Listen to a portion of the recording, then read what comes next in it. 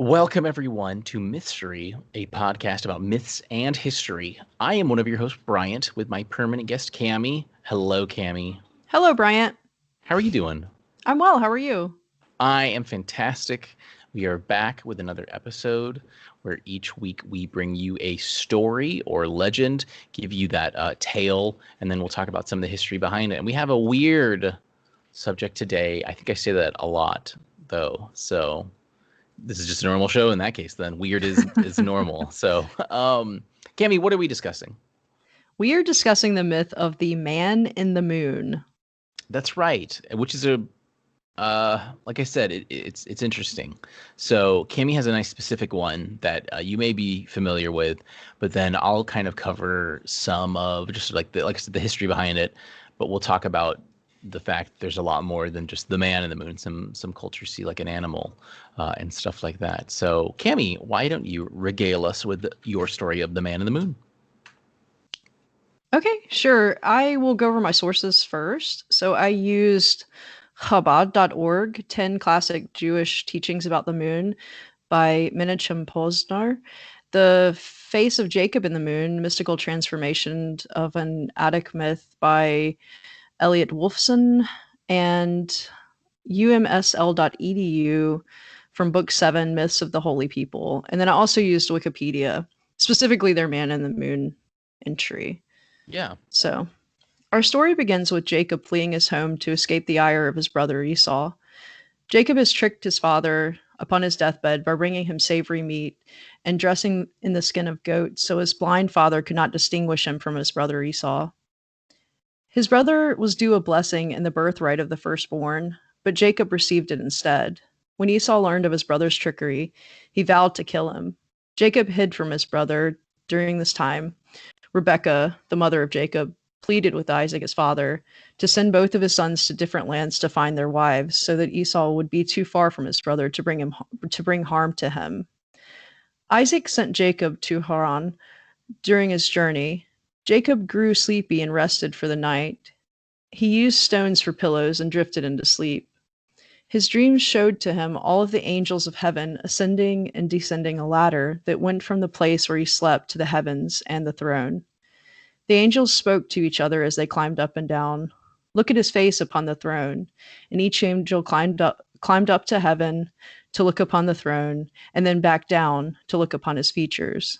God too spoke, but to Jacob, telling him to climb the ladder and see his face upon the throne.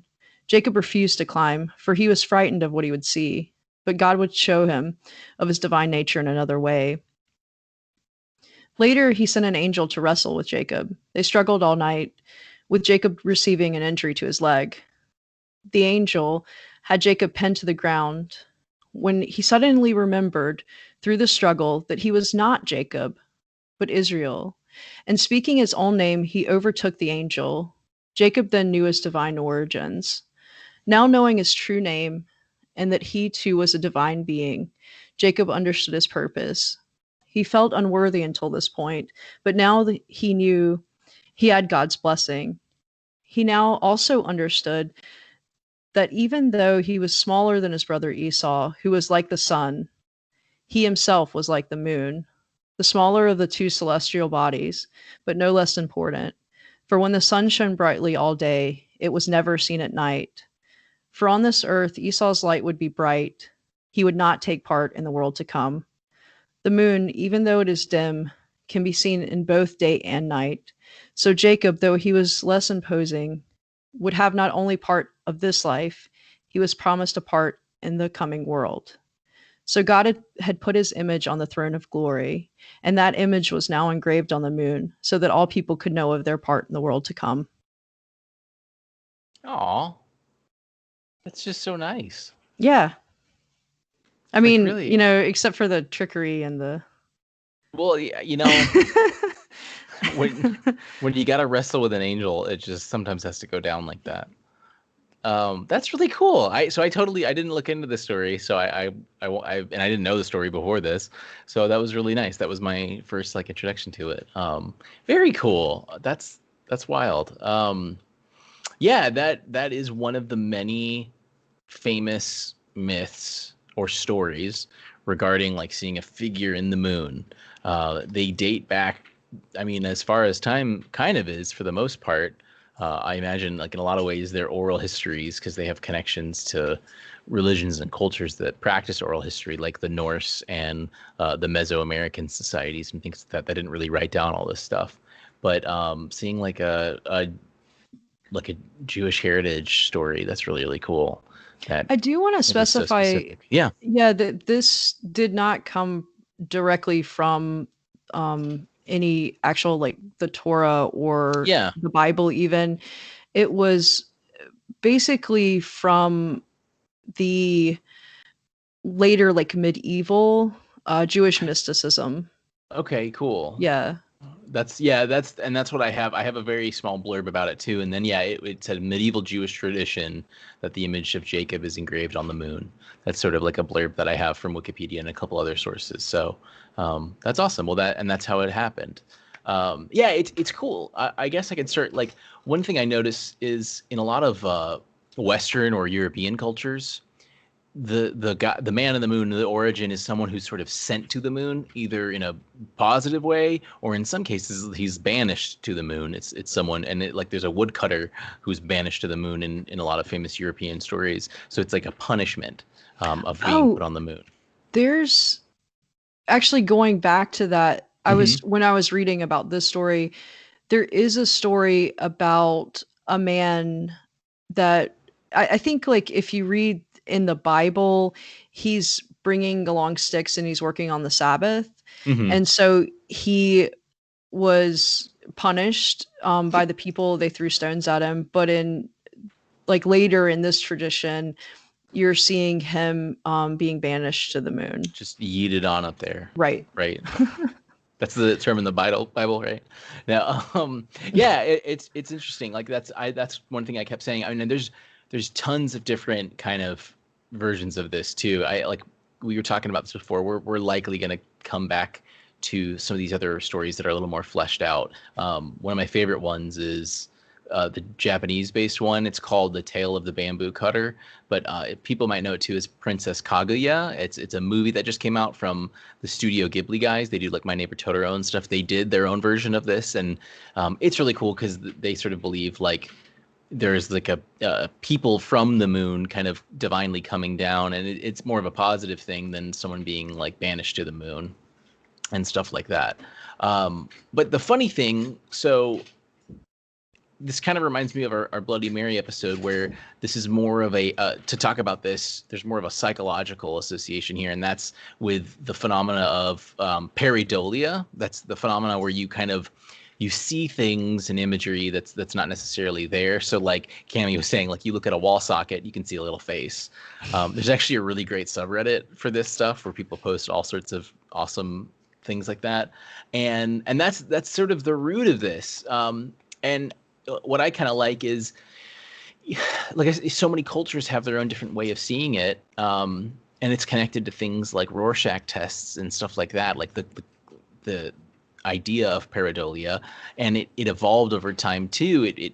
I mean, obviously it takes shape in these stories where people they see someone in the like a figure in the moon or a figure of an animal or a person, so they try and explain that with cultural myth, whether it's more of like a fun story or something a little more literal.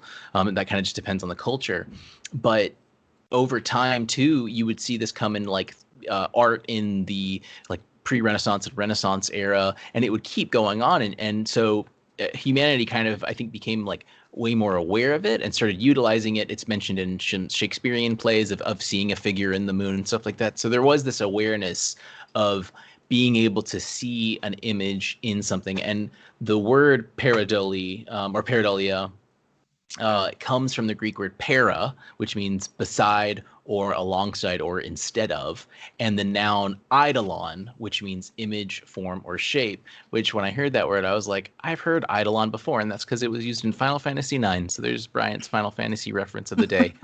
Anyway, and that's cool. It means for me, I like alongside image. You know, it's there's an image, and this image is one alongside that one.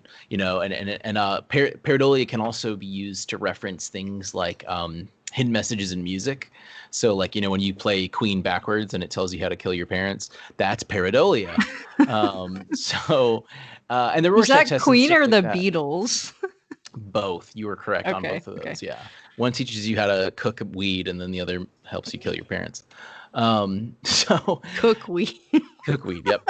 And inject it right in your veins. And it's cool. There's been tons of, like, throughout culture in general too. We'll see pareidolik things happen, like seeing Mother Teresa or the Virgin Mary in your toast and stuff like that, Sure. and all these other things like that. One really funny one that I liked, or not funny, I guess you'd say, one interesting one was there was this huge monkey tree phenomenon in Singapore. I might link to it. Anyway, there was like a special tree, looks like it had like an engraving of a monkey on it. Everyone was flipping out. So yeah, pareidolik imagery is very influential. And like I said, what I love about it is the localization of it, because in Chinese mythology, it's very important regarding a moon rabbit, which is also seen in Japanese and Korean mythology, and other Asian. In Vietnamese mythology, it's very big as well. And like I said, in Mesoamerican, they also see animals like a rabbit in the moon, similar to that. And another thing that I've read too was the fact that the northern and southern hemispheres are in different parts of the planet. That's how it works. But so because of that, the way they see the image is different. And Oh, yeah, that makes sense. yeah, and like the Micronesian and Southeast Asian islands, they have interesting takes of like seeing a frog and stuff like that. And it's interesting because, yeah, I mean, the way we will always here in South Carolina, Cammy and I will pretty much always see the moon as we see it. So if we study it, it's going to be in the same sort of form, always. Right. But some dude chilling in a Polynesian country or island, he's going to be looking up, and it's going to be different. He's going to see this different like shadows and depths and things like that. So it's really interesting. But like I said, super injected in a lot of different ways. So what is the cause? Well, it's pretty simple. There are these dark areas and light areas of the moon. The dark areas are really what helps like flesh out the shapes. And those are called lunar Maria. Maria being like seas, the Latin word for that. And those parts are actually hardened lava plains that are less reflective. So as the moon aged and continues to, that's how it kind of forms those bits and bobs. And there's like I didn't look into it too much, but there's like craters on Mars and stuff like that where people also have that sort of imagery. So these natural kind of land masses, and there's tons of different natural land masses on Earth that also Oh, kind wait, of have yeah, shape. there's something on Mars where it does look like a face. Like it looks like a pharaoh or something. Sure. Yeah. Yeah. um yeah, so it's oh, you know what, and I do have a little blurb about the Christian lore explaining that a man caught gathering sticks on Sabbath. Yeah, so there you go, points for you, Cammy. Thanks. Call your Sunday school teacher now, let her know. But I yeah. got that from Wikipedia. Who didn't get it from Wikipedia? Yeah, so it's really nice. The There's some really cool connections too. Like I said, Norse mythology has this idea. I really liked in your story too the duality of like the sun or the brothers being like sun and moon. Mhm. Norse mythology has that as well, where the moon's represented by a man, and the wolf is chasing. And that's how sort of that's how the days revolve. And there's actually a connection towards Jack and Jill as well in like Scandinavian myth, Huh. and like, yeah, moon stuff. I didn't go into it too much, but because we could totally go into Jack and Jill on another episode. But yeah, there was just a cool connection there between these stories sort of evolving in it. And so it may be the base of the story for Jack and Jill, where these people go to grab something and then kind of get lost. But yeah, that's essentially it for the most part. I mean, the moon, hardened lava areas make these seas of shadow that help sort of highlight these points. And this phenomenon where we see things in the moon called pareidolia, it then sort of took on its own life for, and depending on what country you were in, what culture you had, they saw different things, and they would have these different explanations for it. Again, rooted in like some see a woman, a frog, a buffalo, a dragon. Yin yang imageries there. You can kind of see the yin yang circular Sure. symbol there a little bit too. So there's huge connections to that. And the whole concept of pareidolia is really big as well. It goes into a lot of different things. Like think of Rorschach testing. And other sort of forms of being able to do that, and think about too about it's also auditory, where you hear things that aren't necessarily there, or that's not their intention. But yeah, it's pretty cool, and there's a lot there with all the different myths that we could kind of touch into. But for the most part, that's it. Yeah, it's very similar to the zodiac, where Mm-hmm. we see stuff in the stars as well. Like, I mean, you look Yeah, up, yeah. that's your canvas, kind of. Yeah, that's a Your good point story. too. And I think what's really cool about that is because a lot of people see the zodiac is pretty universal. Like every kind of culture has the zodiac and Mhm. recognizes like it independent of each other, but they also kind of take their own spin on it as well. So that's a really good connection there, especially because these are both like astronomical things that you can see and things like that. I just really love how I never considered. I never realized that the southern hemisphere is different. I knew it was, but I didn't realize that it's literally the opposite of us in a way in the northern hemisphere. And I really learned this because of Animal Crossing, because especially Oh, yeah, you now, can choose, yeah. right? Yeah, now you can. Before you couldn't, and so like I know people would like choose like 6 months ahead just so that way they like could actually, if when it was winter for them, it was actually winter in Animal Crossing instead of it. So yeah, I thought that was really, I never thought about the fact that, yeah, these people are going to be seeing different things. And I just wonder about once like culture started trading and meeting, you start talking about these stories and you're like, oh yeah, we have a frog in the moon. And you're like, what are you talking about? It's a rabbit. Like, um, but then you look up and boom, yeah, it's different. So, yeah, I'm really excited. Like there's a lot of different cultures here. A lot of like smaller bite-sized stories too. So it's kind of hard to like cover them all. And a lot of them just are more like explain like the Norse one. There's a guy, his name's Mani, which is the word for moon, running around. A Christian myth, like you mentioned, or like story. Um, uh, and even Roman, like there's a difference between like the Roman Christian and the German, like Germanic Christian cultures. One accuses him or has an accusation of stealing from a neighbor. Roman says someone stole a sheep and then they were banished to the moon. So very straightforward. Just dude has to go to the moon for some reason. But the Asian based ones seem to have a little bit more like oomph to them, like the Japanese one. I mean, that's like a full fledged story that came around the 10th century and is like I said, a huge thing. And then the Vietnamese one too. It looks like it's got a little something there, and as well as the Chinese. So yeah, it's a fun little subject, and pareidolia is a lot of fun. Like I said, if you are on Reddit, you should check out the subreddit for it. People will post really fun, interesting paradolic images all the time. So Or you uh, could just turn off your lights at night and stare at whatever, your chair in the corner, and it's right, gonna turn yeah. into something. Well, cool, Cammy.